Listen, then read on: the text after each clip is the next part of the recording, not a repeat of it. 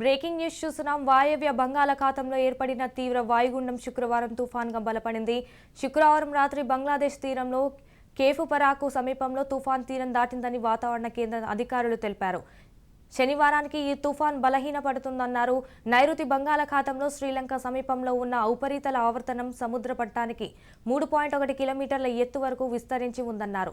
దక్షిణ అండమాన్ వద్ద సముద్రంలో మరో ఉపరితల ఆవర్తనం కొనసాగుతుండగా వీటి ప్రభావంతో ఏపీలో రాబోయే 5 రోజుల్లో తేలికపాటి నుంచి ఓ మోస్తరు వర్షాలు కురిసే అవకాశం ఉందన్నారు.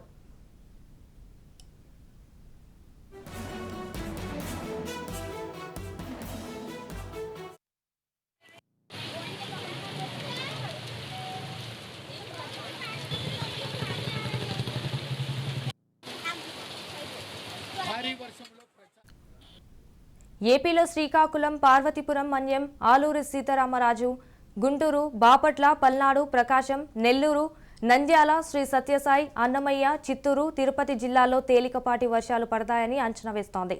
వాతావరణ శాఖ తుఫాన్ ప్రభావంపై ఏపీపై పెద్దగా కనిపించలేదు.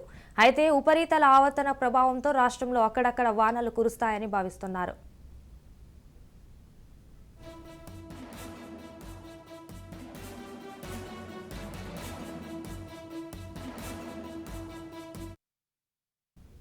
దీనిపై మరింత సమాచారం మా ప్రతినిధి శ్రీరామ్ అందిస్తారు. ఫోన్లో శ్రీరామ్. వాయువ్య బంగాళాఖాతంలో ఏర్పడిన తీవ్ర వాయుగుండం తుఫానుగా బలపడింది. అయితే ఇది బంగ్లాదేశ్ తీరంలోని కేఫుపరాకు సమీపంలో ఈ తీరాన్ని దాటిందని వాతావరణ శాఖ అధికారులు చెప్పారు. దీంతో ఈ తుఫాను ప్రభావం అయితే ఏపీ పైన పెద్దగా లేదని కూడా వాతావరణ శాఖ అధికారులు అంచనా వేశారు. అయితే 1-2 చోట్ల మాత్రం తేలికపాటి జల్లులు కురిసే అవకాశం ఉందని చెప్తున్నారు.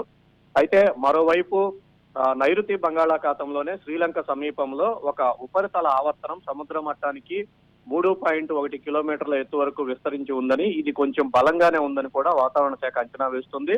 అలాగే దక్షిణ అండమాన్ వద్ద సముద్రంలో మరో ఉపరితల ఆవర్తనం కొనసాగుతుందని చెప్తున్నారు.